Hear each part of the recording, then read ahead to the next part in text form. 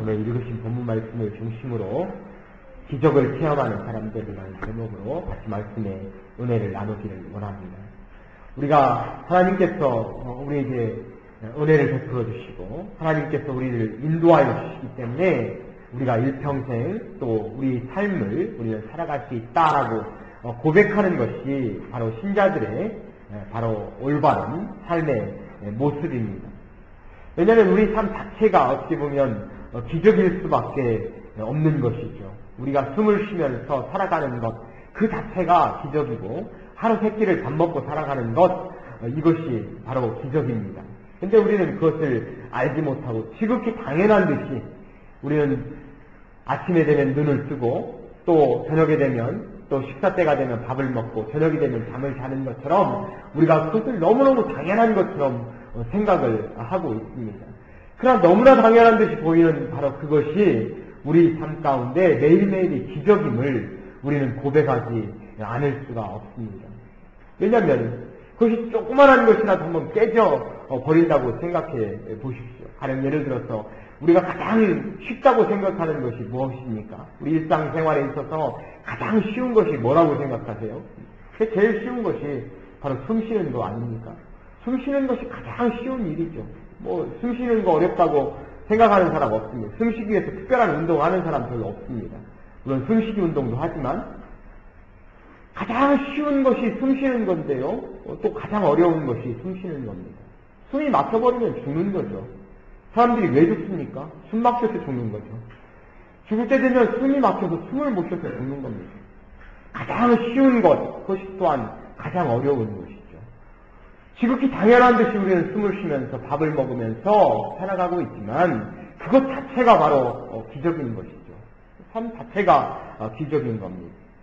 그러나 때로는 우리 하나님께서 우리에게 특별한 기적들을 체험케 하심을 통해서 바로 내가 너희 숨통을 쥐고 있고 내가 너희 삶을 주관하는 분이 바로 나다라고 하는 것을 우리에게 직접적으로 보여주시기를 원합니다. 많은 사람들이 똑같은 기적들을 체험하고 또 특별한 때로는 기적들을 체험하지만 어떤 사람들은 그 기적을 보면서 그 기적의 배후에 계신 하나님을 인정하는 사람이 있고 또 그렇지 않은 사람은 지극히 당연한 듯이 이것은 바로 내 뜻으로 살아가는 것이다 착각하며 살아가는 사람도 부시기수로 많은 것도 사실입니다. 우리는 같은 기적을 바라보지만 같은 일들을 체험하지만 또는 특별한 기적들을 우리는 일상을 통해서 또한 특별한 어떤 나의 케이스를 통해서 체험을 할 때 과연 우리가 그런 기적들을 바라보는 사람들의 태도는 사뭇 다르다라고 하는 것이죠. 믿음의 눈으로 바라보는 사람이 있고 지극히 당연한 것이 바라보는 사람이 있고 과연 나는 하나님께서 나에게 보여주시는 일상의 삶을 통해서 하나님께서 나에게 체험케 하시는 특별한 삶을 통해서 나는 과연 얼마나 하나님께 감사하고 있고 또 그 배후에 계시는 하나님의 놀라우신 모습들을 우리는 바라보고 있는가. 우리 성경을 통해서 기적을 체험한 사람들의 모습을 통해서 그것도 믿음의 눈으로 바라보는 사람들을 통해서 또 그렇지 않은 사람들의 모습을 통해서 얼마나 다른 결과를 가져오는가 살펴볼 수 있기를 원합니다. 먼저 1절 말씀에 보면 이렇게 말씀합니다. 형제들아 너희가 알지 못하기를 내가 원치 아니하노니 우리 조상들이 다 구름 아래에 있고 바다 가운데로 지나며 모세에게 속하여 다 구름과 바다에서 세례를 받고라고 말씀을 하고 있습니다. 우리 조상들이 다 구름 아래에 있고 바다 가운데로 지나며 이건 무슨 이야기를 지금 하고 있는 것입니까? 구름 아래에 있고 바로 애굽을 탈출한 이스라엘 백성들의 이야기를 지금 하고 있는 것입니다. 애굽을 탈출한 이스라엘 백성들이 광야를 지나면서 하나님께서 구름기둥과 불기둥으로 그들이 길을 인도하셨습니다. 구름기둥과 불기둥을 통해서 하나님의 임재하심을 그들에게 나타나고 그들이 그 어떠한 어려움의 순간 속에서라도 나는 너희와 함께 한다라고 하는 임재의 사실을 구름기둥과 불기둥을 통해서 그들로 하여금 체험케 하셨습니다. 또한 바다 가운데로 지나며 바로 홍해를 건너는 데 있어서 이스라엘 백성들이 체험했던 그 기적입니다. 하나님께서 그 바닷길을 열어주시고 그걸 통해서 애굽 군사들의 추격을 따돌리게 만드시고 무사히 바로 그 애굽을 탈출하게 만드시는 그 기적을 체험케 하셨다라고 말씀을 하고 있습니다. 이것을 통해서 그들에게 하나님께서 원하셨던 것은 무엇입니까? 이 기적들의 체험을 통해서 바로 너는 나의 백성이다 라고 하는 것을 분명하게 하나님께서는 보여주시기 위해서 이스라엘 백성들에게 바로 구름 기둥과 또 바닷 가운데서 바닷길이 열리는 기적들을 체험케 하셨습니다. 하나님께서 우리에게 은혜를 베풀어 주시고 하나님께서 우리에게 기적을 베풀어 주시는 이유는 우리 정체성을 위해서 기적을 베풀어 주시는 거죠. 바로 너는 내 백성이고 바로 너는 나의 아들이다 라고 하는 것을 보여주시기 위해서 하나님 우리에게 기적을 베풀어 주십니다. 바로 너는 하나님의 백성이다 라고 하는 것을 보여주시기 위해서 우리 정체성을 위해서 하나님은 기적을 베풀어 주고 계십니다. 또한 3절 4절 말씀에도 다같이 신령한 식물을 먹으며 다같이 신령한 음료를 마셨으니 이런 저를 따르는 신령한 반석으로부터 마셨음에 그 반석은 곧 그리스도시다. 신령한 식물을 먹었다. 바로 만나를 통해서 그들이 굶주린 배를 채우시고 그들이 식량을 공급하셨던 바로 그것을 이야기를 합니다. 신령한 음료를 마셨다. 그들에게 광야 속에서 물을 공급해 주셔서 생명의 물을 공급해 주셔서 그들을 무사히 광야에서 가나안 땅으로 인도해냈다라고 하는 것을 바로 말씀을 해주고 있습니다. 하나님께서 그들을 인도하시지 아니하시고 하나님께서 그들에게 식량을 대주시지 아니하시고 또 물을 공급해 주시지 아니하셨더라면 또 대적들로부터 그들을 보호하시지 않았더라면 어찌 그들이 무사히 가나안 땅으로 들어갈 수가 있었겠습니까? 그들이 광야 생활을 통해서 체험했던 것은 하나님께 의존할 때 하나님께 모든 걸 내어 맡길 때 하나님은 은혜를 베풀어 주시고 그들을 보호하신다라고 하는 것을 그들에게 보여주셨던 겁니다. 그래서 그들로 하여금 바로 나의 삶의 근원의 반석이 바로 우리 하나님께 있다라고 하는 것을 그들에게 분명하게 각인시켜 주시기 위해서 하나님께서는 은혜를 베풀어 주셨던 거죠. 우리 삶 가운데 언제 하나님께서 나의 삶에 가장 큰 축복을 내려주시고 언제 나의 삶에 가장 큰 어려움을 겪게 만드셨습니까? 우리 삶을 되돌아보면서 하나님이 과연 나에게 어느 때 가장 큰 은혜를 체험케 하셨는가 한번 생각해 볼 필요가 있어요. 내가 하나님께 전적으로 모든 것을 내어 맡겼을 때 하나님의 축복은 어떻게 보면 한 박자가 늦게 오는지도 모릅니다. 내가 전적으로 하나님께 의뢰하고 신뢰하고 하나님의 헌신을 다할 때 그 이후에 하나님께서 한 박자 늦게 은혜를 베풀어 주셔요. 나의 생활이 평안하게 만들고 근심이 없게 만들고 또 나로 하여금 하나님의 은혜를 더 체험하게 만들고 하나님의 축복을 경험하게 만들고 그런데 또 그 하나님께서 우리에게 베풀어 주신 그 축복이 항상 최고의 피크에 도달했을 때 바로 그때가 또한 나의 신앙에 또한 나의 삶에 그 위기가 그 다음에 다가올 수 있다라고 하는 것에 우리의 주의를 해야 될 필요가 있습니다. 왜 그 다음에 나의 신앙이 어떻게 됩니까? 나태해지는 것이죠. 하나님께 전적으로 의지했던 것이 이제는 나의 자신에게 의지하게 됩니다.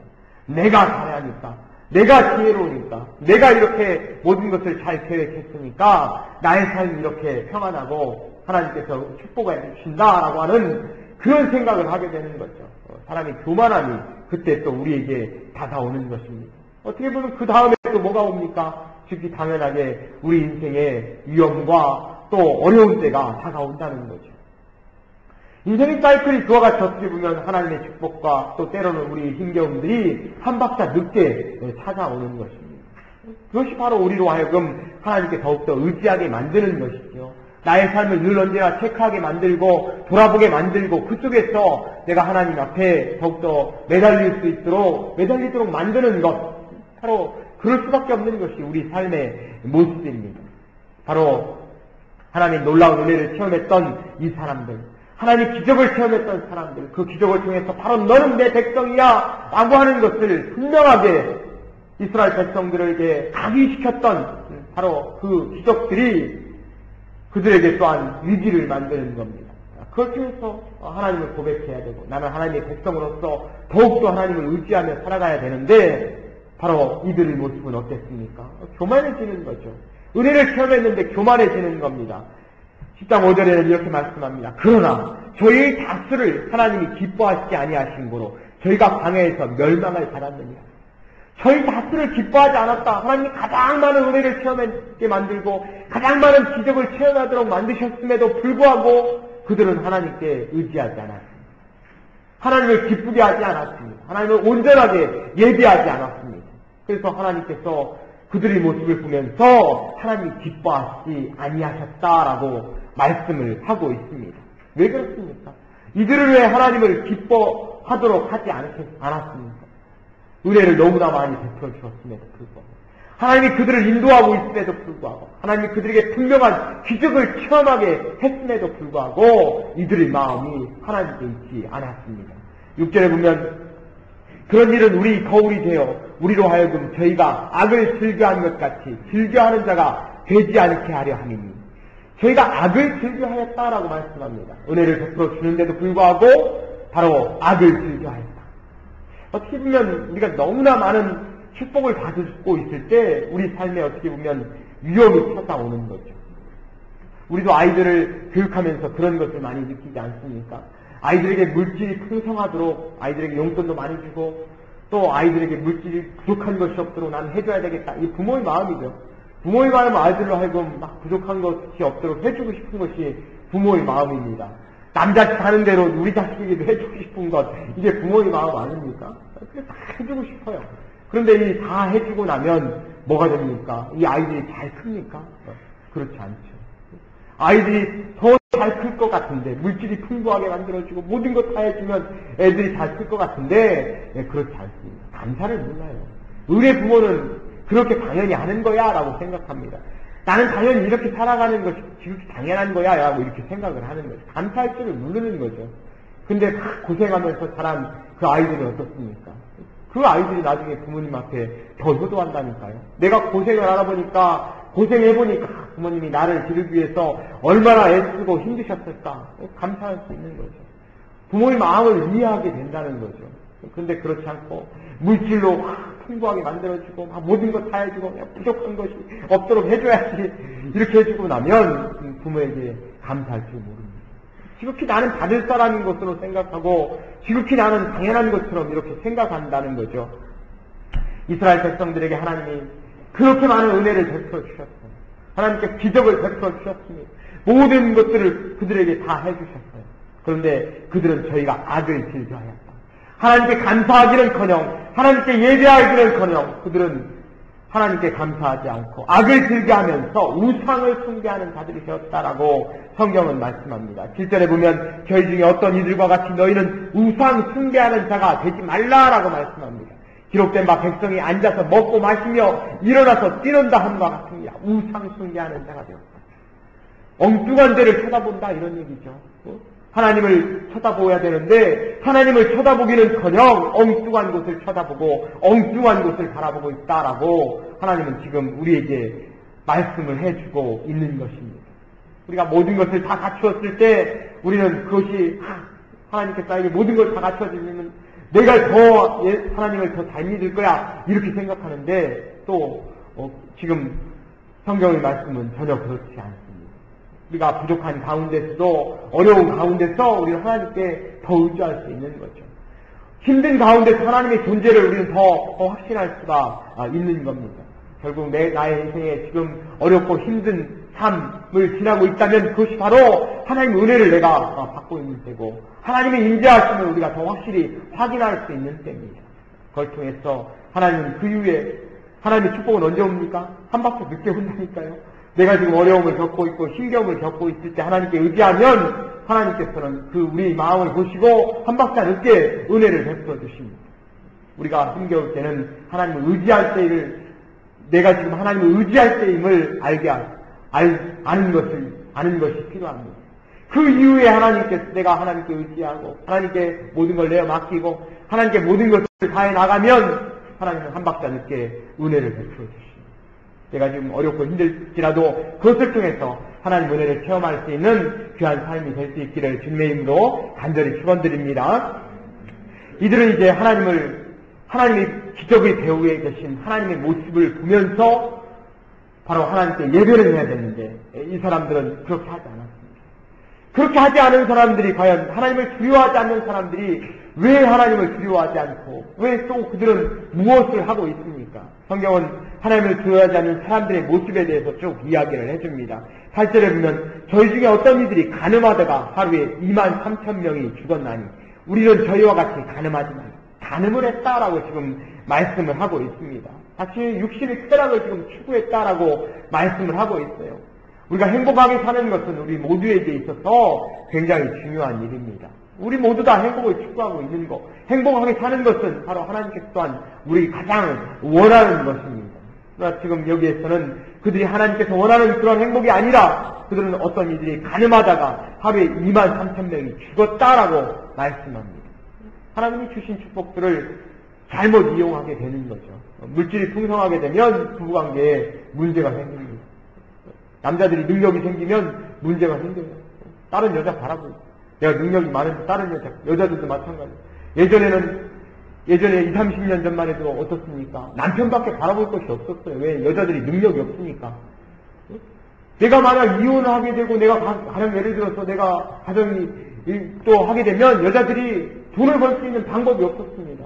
그러니까 오직 남자만 바라보는 거예요. 오직 이 남자만 바라보고 그래서 가끔 가다가 노인들 프로 하는 거 있지 않습니까? 뭐 내 고향 뭐 이런 거 하면서 그런 거 프로 바라보면 분명히 보면 남자들이 다 잘못했어요. 죽일 놈입니다. 남자들은 다 잘못했음에도 불구하고 할머니도 어떻습니까? 그래도 내 남편인데 하고 꼭 붙들고 있단 말이죠. 왜냐면 그 부모, 그 엄마의 마음이 우리는 충분히 뭐 이해가 되고 그렇지만 예전에 생각하고는 뭐 어떻습니까? 이 남자 아니면은 안 됩니다. 오직 이 남자만 최고예요. 근데 여성들이 능력이 남자들보다 훨씬 월등해집니다. 학교에서도 초등학교 교사들 중에 80% 이상이 다 여성들 아닙니까? 또 요즘은 판사, 사법고시 파시하는 사람들 중에서요, 여성들이 거의 70, 80%가 다 여자입니다. 남자들은 20%, 30%도 안 돼요. 그래서 이것도 쿼터로 이제 할당을 해야 된다, 이렇게 얘기합니다. 성적순이 아니라 여자 몇 퍼센트, 남자 몇 퍼센트, 이렇게 해야 된다는 거예요.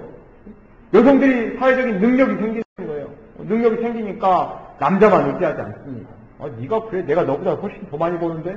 여자들 입김이 점점점 깨지는 거죠. 어떻게 보면 내가 능력이 좋아진다는 것, 내가 경제력이 좋아진다는 것, 이것이 우리에게는 아주 좋은 거지만 그런데 이것이 또한 우리에게 또 우리 삶에 있어서 또 이것이 나쁜 방향으로 갈 수도 있다는 거죠. 우리가 자꾸 다른 것을 추구할 수도 있다는 겁니다. 그러니까 자꾸 이혼율이 높아지고 가정이 깨지는 것들이 더 높아지는 것이 아닙니까? 조그마한 문제가 있으면 거기에서 큰 문제가 또 발생하는 거 아니에요? TV 보면 드라마에서 보면 매일 나오는 것들이 불륜에 관련된 거. 나오는 것이 무슨 뭐 연하남, 뭐 미혼남, 뭐 해가지고 뭐 이게 뭐가 이렇게 복잡한지 모르겠어요. 지금 어떻게 보면 한국 사회의 모습을 단면적으로 지금 보여주고 있는 것이죠. 너무나 어떻게 보면 지금 여러 가지 많은 실상의 모습들이 좀 자신들의 행복을 추구하는 것은 중요하지만 또 그것이 이상한 방향으로 나아가지 않도록 해야 되는데 그걸 지금 통제할 수 있는 수단들이 점점점 줄어들어가고 있는 것도 사실입니다. 어쨌든 지금 말씀하고 있는 것은 이들이 다른 곳에 지금 눈을 돌리고 있다는 겁니다. 또 9절에도 보면 저희 중에 어떤 이들이 주를 시험하다가 뱀에게 멸망하였나니 우리는 저희와 같이 시험하지 말라. 주를 시험했다라고 말씀하고 있습니다. 하나님을 두려워하지 않는 사람들은 주를 시험합니다. 주를 시험할 뿐만 아니라 하나님을 조롱하는 거죠. 자신들이 하나님이 계신가 안 계신가 한번 실험을 해보는 겁니다. 이렇게도 괜찮네? 하나님 말씀을 어겨도 괜찮네? 하나님이 안 계신가 보다 마음속에 교만한 마음이 들어가는 겁니다. 주를 시험하다가 뱀에게 멸망을 당하였다. 근데 주를 시험해도 하나님께서 때로는 가만히 내버려 두십니다. 아주 심하면 하나님께서 왜 시험할 때 내버려 두십니까? 내 자식이 아니니까 내버려 두는 거죠. 내 자식이 아닌데 그거 간섭할 필요 있습니까? 자신이 하나님 말씀 안 믿고 교회 안 다니고 해도 나 괜찮아요. 나는 안 믿는 사람들 교회 안 다녀도 그 사람들 다 병들어 죽는 거 아니잖아요. 집안 망해서 죽는 거 아시잖아요. 망하는 사람도 있고 또 병들어 죽는 사람도 있고 잘 사는 사람도 있고 하나님께서 그런 사람들을 왜 가만히 두십니까? 이렇게 질문할 때가 있어요. 왜 가만히 두십니까? 하나님이 선택한 사람들이 아니고 하나님 백성이 아니니까 내버려 두는 거죠. 내 자식이 아니니까 내버려 두는 거죠. 하나님께서 사랑하시는 사람들이면 하나님께서 결코 내버려 두시지 않죠. 우리 자녀들이 잘못한 걸 부모님이 내버려 두십니까? 결코 내버려 두지 않죠. 가만히 안 두죠.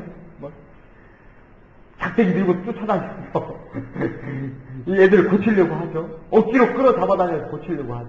내 자식이니까. 내 자식이니까 무슨 짓을 다 해서라도 고쳐서 사람 되게 만들려고 하는 거 아닙니까? 마찬가지. 하나님을 시험하는 사람들, 때로는 교만한 마음이 들어갈 수 있어요. 내가 교회 안 나와도 괜찮네? 한 번 안 나가, 두 번 안 나가 괜찮네? 그런 생각을 가질 수가 있다, 이런 거예요. 하나님 그런 사람들, 하나님 백성이 아니니까 내버려 두는 겁니다. 그러나 하나님이 진정 사랑하는 사람들이면 하나님이 가만히 두시겠습니까? 내 자식인데. 하나님은 즉각 민감만 하시죠. 영적으로 예민한 사람들은 하나님 말씀을 그래서 거역하기가 어려운 것들입니다.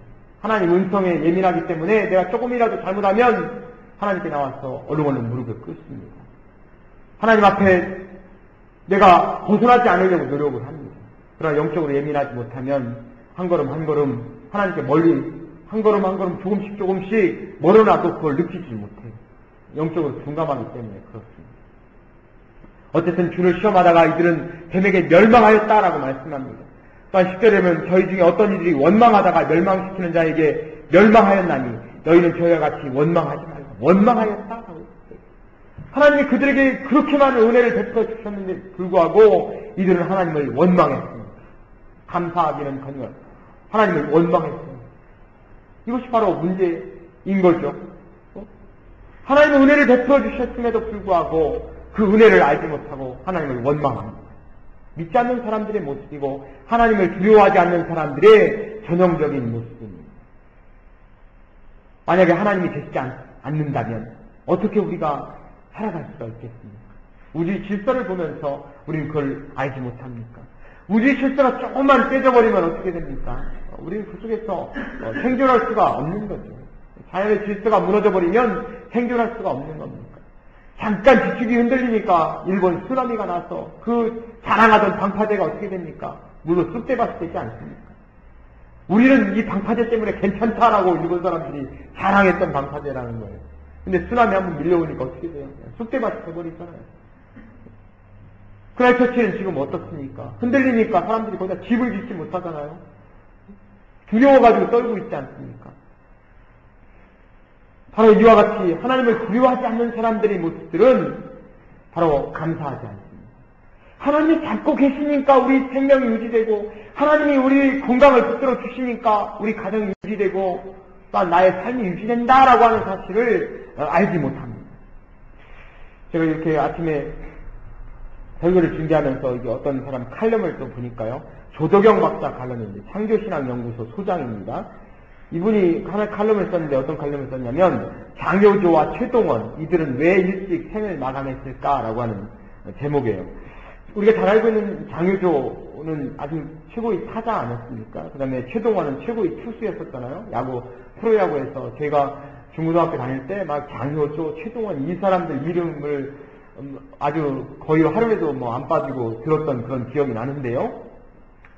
이분들이 아마 제 고등학교 때 선수라는 30살 가정에서도 그러면 한 몇 살입니까? 한 50대, 아마 지금 한 50대 정도 아마 됐을 거라고 생각이 드는데요. 이들이 두 명이 일주일 사이로 다 세상을 떠났습니다. 그래서 어떻게 보면 야구계에 큰 별이 졌다고 사람들이 큰 충격을 받았는데요. 그 이유에 대해서 쭉 설명을 해주는 모습을 봤습니다. 물론 이들이 가지고 있었던 많은 스트레스, 또 이런 얘기도 하고 저런 얘기도 하는데요. 그 중에 또 이런 각도로 바라보는 사람이 있어요. 그게 뭐냐면 무산소 운동과 유산소 운동 이렇게 얘기를 하면서 지금 이걸 바라보는데요. 우리 운동에는 두 가지 종류의 운동이 있다고 합니다. 하나는 유산소 운동과 또 하나는 무산소 운동입니다.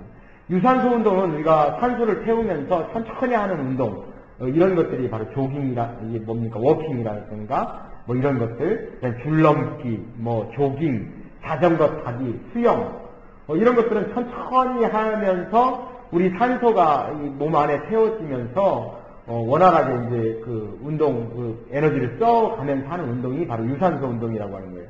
골프 이런 것도 유산소 운동이 되겠죠? 근데 무산소 운동이라고 하는 것은 아주 과격한 운동들 있지 않습니까? 마라톤. 이런 것들은 아주 대표적인 무산소 운동이죠. 그 다음에 역도, 이런 것도, 웨이트 트레이닝, 이런 것도 일종의 무산소 운동이라고 100m 달리기 이것도 무산소 운동이라는 겁니다. 운동의 종류는 딱딱하게 나눠진 것이 아니라 유산소 운동과 무산소 운동을 왔다 갔다 하면서 운동을 하는데요. 과격한 운동을 했을 때, 즉 무산소 운동을 했을 때 운동의 강도가 너무 세면 우리 몸에 젖산이라고 하는 것이 몸에 축적된다고 합니다. 그 젖산은 우리를 피로하게 만들고요. 또 노화를 촉진시키는 가장 큰 원인이 되는 것이 바로 이 젖산이라고 하는 겁니다. 그래서 어떻게 보면 운동은 좋다라고 하는 것이 아니라 운동을 적절하게 하는 것이 좋다. 너무 과격하게 하는 운동은 좋지 않다라고 하는 것이 요즘 운동을 하는 사람들 대부분의 이야기인데요. 그래서 적절한 유산소 운동과 때로는 무산소 운동을 잘 조화시키는 것이 바로 필요하다라고 이야기합니다. 근데 지금 야구 선수들은 어떻게 보면 운동을 과격하게 했던 사람들이라는 거죠. 또 이들이 그렇게 운동을 하다가 운동을 딱 쉬게 되면 과격한 운동을 하던 사람이 운동을 쉬게 되면 이게 몸의 균형이 깨져버리게 된다는 겁니다. 그런 깨져버린 균형이 결국 이들 두 명의 최고의 야구 선수들을 결국 일찍 죽도록 만든 것이 아닌가라고 하는 그런 해석을 지금 해놓고 있습니다. 이 칼럼을 쭉 읽으면서 그렇구나, 운동도 적절하게 해야 되는구나, 뭐 그런 교훈도 받을 수 있죠. 근데 물론 그것보다도 다른 각도로 우리가 한번 이걸 생각을 해보는데요. 유산소 운동이라고 하는 것은 결국 우리 삶 가운데서도 여유 있는 삶을 또한 의미하지 않습니까? 골프 같은 거 얼마나 여유 있습니까? 조깅 같은 거, 또 산책하는 거 얼마나 여유 있는 삶입니까? 이런 여유 있는 삶이 우리에게 필요한 거죠. 무산소 운동, 이건 세븐데이. 일주일 동안 일하는 사람이 죽으라고 일하는 사람, 전력적으로 벌레가면서 일하는 사람들이죠. 바로 이런 것들은 결국 너무 과도하게 일을 하는 것은 우리 삶의 균형을 깨뜨리게 만들고 이것은 좋지 않은 그런 어떤 결과를 만들 수밖에 없다라고 하는 것을 우리가 생각해 볼 수도 있습니다. 또 다른 각도로 우리가 살펴보면 유산소 운동이라고 하는 것은 하나님과의 대화를 하면서 살아가는 삶을 의미합니다. 하나님과 기도하면서 하나님과 대화를 하면서 우리 삶 가운데 새로운 산소를 공급해 주신, 능력을 공급해 주시는 우리 하나님과의 관계 속에서 살아가는 삶, 이것이 결국 우리를 건강하게 만드는 삶이죠. 근데 무산소 운동은 뭡니까? 자신의 능력만을 가지고 살아가는 삶이라고 우리가 이렇게 볼 수 있습니다. 자기 능력만 가지고 내가 무조건 모든 것은 나에 의해서 해야 된다라고 하는 그런 생각을 가지고, 그럼 어떻게 됩니까? 극도의 스트레스를 받게 되고 무리를 할 수밖에 없는 거 아닙니까? 왜 내가 해야 됩니까?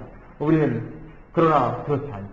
우리는 하나님께서 나에게 할 수 있는 능력을 주시고 하나님께서 나에게 할 수 있는 은혜를 주시기 때문에 우리는 하나님께 의지하면서 살아가는 삶이다. 우리는 이렇게 볼 수가 있는 거죠. 우리 삶이 어떻게 보면 하나님께 의지하는 자의 삶이, 또 예수님을 믿는 사람들의 삶이 건강한 삶이 될 수 있고 행복한 삶이 될 수 있는 이유가 바로 여기에 있습니다.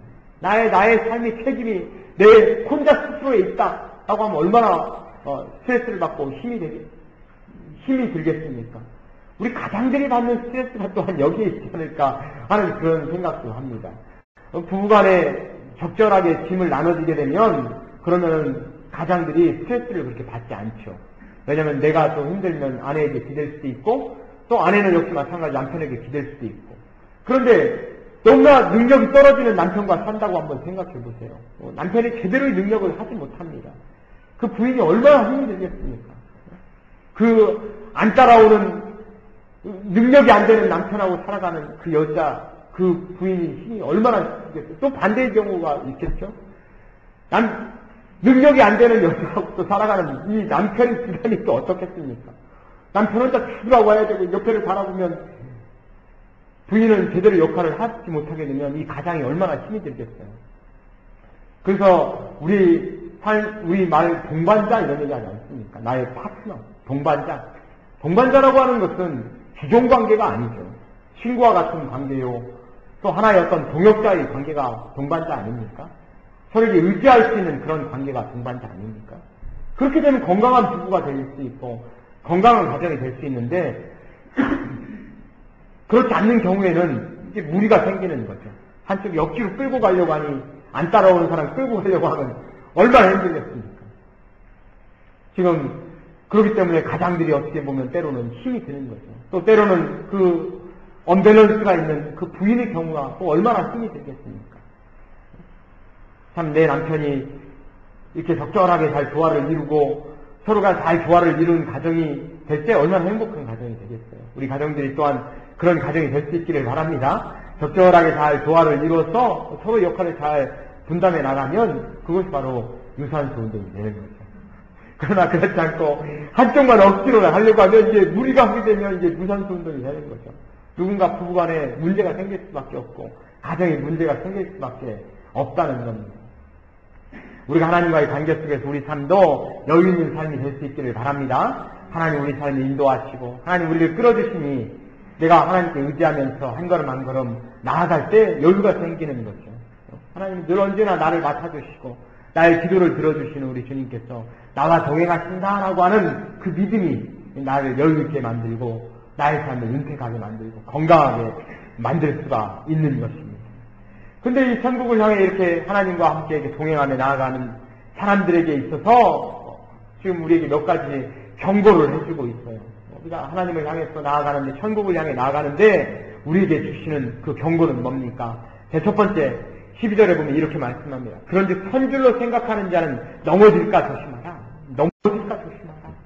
천국을 향해 가는 사람들에게 있어서 중요한 것은 넘어질까 조심하라. 늘 언제나 하나님의 은혜가 영원히 계속되면 얼마나 좋겠습니까? 그러나 우리 신앙은 늘 언제나 넘어질 수 있다는 거예요. 마치 자전거를 타고 가는 사람과 마찬가지예요. 계속 페달을 밟지 못하면 넘어지는 것처럼 우리 신앙생활이라고 하는 것도 늘 언제나 넘어질까 조심해야 돼요. 계속 페달을 굴르고 하지 않으면 우리는 넘어질 수밖에 없습니다. 신앙생활이 그렇기 때문에 때로는 힘들고 어려운 것이죠. 나의 믿음을 지켜가는 것이 어려운 것입니다. 두 번째는 한눈을 팔지 않아야 된다라고 말씀합니다. 14절에 보면 그런즉 내 사랑하는 자들아 우상 숭배하는 일을 피하라. 20절에 보면 대저 이방인이 제사하는 것은 귀신에게 하는 것이요 하나님께 제사하는 것이 아니니 나는 너희가 귀신과 교제하는 자 되기를 원치 아니하노라. 한눈을 팔지 않아야 된다라고 말씀합니다. 나를 지켜주시고 나를 끌고 계시는 분이 바로 우리 하나님임을 고백하며 나아가야 되는데 엉뚱한 데 바라보고 있단 말이죠. 내 인생의 영원한 동반자가 내 아내이고 내 남편인 걸 알아야 되는데 엉뚱한 데 바라보고 있단 말이죠. 이렇게 되면 문제가 생긴다라고 말씀을 하고 있는 것입니다. 한눈을 팔지 말고 예배할 분에게 예배하고 내가 사랑할 사람을 사랑할 때 건강한 가정이 되고 건강한 믿음을 지켜갈 수 있다라고 우리에게 말씀을 해주고 있습니다. 세 번째는 함께 참여함으로 시험을 이겨라라고 말씀합니다. 16절에 보면 우리가 축복하는 바 축복의 자는 그리스도의 피에 참여함이 아니요 우리가 떼는 떡은 그리스도의 몸에 참여함이 아니냐. 함께 참여하라라고 말씀합니다. 건강하게 살아가는 사람들, 행복하게 살아가는 사람들은 언제나 나누는 삶을 실천했던 사람이에요. 자신의 것을 떼어주는 것을 좋아했던 사람입니다. 제가 카페를 하면서 좋은 것이 하나 있어요. 그게 뭐냐면 이렇게 이제 마치는 시간쯤 되면은 음식이 좀 많이 남아 있어요. 그때 보면 노인분들이 이렇게 오십니다. 가끔 노인분들이 오시고 또 애들 데리고 와요. 그러면은 어차피 이 남는 음식은 그냥 버려야 될 음식이고 또 집에 가져가도 애들이 계속 가져가면 애들이 싫어하잖아요. 새로운 음식 먹고 싶은데 계속 깎은 음식 갖다가 주면 애들도 하루 이틀이죠. 그러니까 제가 남는 음식 주면 할아버지 할머니들 이렇게 오시고 애들 오면 제가 그걸 이렇게 막 나눠드려요. 가서 이거 우리가 했는데 한번 맛 좀 보시라고. 근데 그거 조그만한 거 하나인데 그거 맛보면서 너무너무 좋아하는 거예요. 고맙다고 하고 가면서 뭐 땡큐하고 가고. 제가 그것이 너무 한 번, 두 번 해주면 너무 감사해요. 근데 어떤 분은 혼자 오셔가지고 파이를 하나 드시는데 보니까 커피를 같이 드시면 참 좋겠는데 물론 그것도 뭐 제가 뭐 돈을 벌고 싶어서 그런 것이 아니라 너무 이제 그것만 드시는 게 너무 안 됐어요. 그래서 커피를 갖다 주면 부담 갈 것 같고 그래서 제가 따뜻한 물을 갖다가 한 잔을 갖다 드렸어요. 이 물 좀 드시겠냐고. 그랬더니 괜찮다는 거예요. 물을 안 드시고. 저의 마음은 따뜻한 물이라 연세가 꽤 많이 드시나 80 정도 돼 보이시는 분인데 물을 갖다 주시면 그 물이라도 드시면 참 좋겠다 생각을 해서 갖다 드린 건데 안 드시더라고요. 가만히 그대로 놓고 그냥 가시더라고요. 그래서 사람들의 마음이 다 똑같지가 않구나. 그분은 물론 이제 필요 없었던 거죠. 근데 제가 봤을 때는, 이걸 좀 같이 드시면은, 몸 메이지 않고 좋을 건데, 라고 생각을 해서 갖다 드린 건데, 또 안 좋아하시더라고요. 그 사람의 마음이 다 틀리지만, 어쨌든, 우리가 뭔가를 내가 줄 수 있다는 게 그게 고마운 거죠. 또, 그것이 바로 어떻게 보면, 나의 삶의 기쁨이 되는 거예요. 주면서, 고맙다고 말을 들었을 때 너무 감사하고, 그런 것들이 결국 또 행복하게 잠깐의 여유를 갖게 만드는 거 아닙니까? 우리 삶에 있어서 어떻게 보면 함께 나누는 그런 삶을 우리가 살 수 있기를 바랍니다. 내 자신의 것을 나누고 또 내 것을 조금 희생하게 되면 내가 건강해지게 되는 거죠. 우리 삶을 살아가는 방법에 있어서 또 언제나 바로 이와 같이 천국을 향해 갈 때 언제나 넘어지지 않으려고 노력하는 삶, 하늘을 팔지 않으려고 노력하는 삶, 또 내가 가진 것으로 함께 나누는 그런 삶을 통해서 우리 삶이 윤택해지고 행복한 삶이 되실 수 있는 우리 모두가 되실 수 있기를 주님의 이름으로 간절히 축원드립니다. 기도하겠습니다. 사랑과 은혜가 충만하신 주님 감사합니다. 우리 삶이 천국을 향해 가는 삶이 늘 언제나 우리 주님을 인정하면서 나아갈 수 있는 저희들이 삶이 될 수 있기를 바랍니다. 하나님의 지속적인 은혜를 우리가 체험하며 나아갈 수 있는 또한 저희들이 삶이 될 수 있기를 원합니다. 늘 언제나 하나님과의 관계 속에서 내가 넘어지지 않으려고 노력하는 삶이 또한 될 수 있기를 원합니다. 또한 주님을 바라보고 우리가 바라봐야 될 사람을 바라볼 수 있는 그러한 귀한 은혜를 통해서 하나님께 감사하고 하나님께 그 감사를 표현하면서 나아갈 수 있는 저희들이 될 수 있도록 은혜를 베풀어 주옵소서. 또한 우리 삶이 늘 언제나 함께 시험에 참여하며 함께 또한 은혜를 나눌 수 있는 그러한 귀한 은혜 있는 삶이 되어서 나의 것을 함께 나눌 수 있는 그런 삶을 통해서 건강한 삶으로 주님 우리 삶을 인도하여 주옵소서. 주님 우리에게 그러한 귀한 삶을 통해서 늘 언제나 우리 삶을 인도하시는 분 우리 주님을 고백하게 하시고 날마다의 기적을 통해서 하나님 기적을 주장하시고 인도하시는 분이 오직 주님이시다 고백할 수 있는 성도의 귀한 삶 될 수 있도록 은혜를 베풀어 주옵소서. 감사드리며 우리 주 예수님 이름으로 기도 올리옵나이다.